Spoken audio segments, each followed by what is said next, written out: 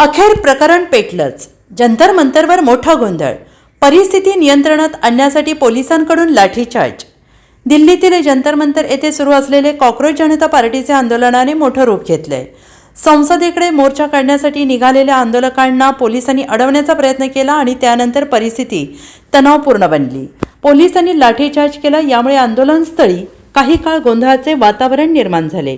मिळालेल्या माहितीनुसार हजारोंच्या संख्येने आंदोलक जंतर मंतर परिसरात जमले होते. आंदोलनाच्या पार्श्वभूमीवर परिसरात मोठा पोलीस बंदोबस्त तैनात करण्यात आलेला आहे. परिस्थिती नियंत्रणात ठेवण्यासाठी संसद परिसरातील सुरक्षा वाढवण्यात आलेली आहे. काही मेट्रो स्थानके तात्पुरती बंद करण्यात आली आहेत.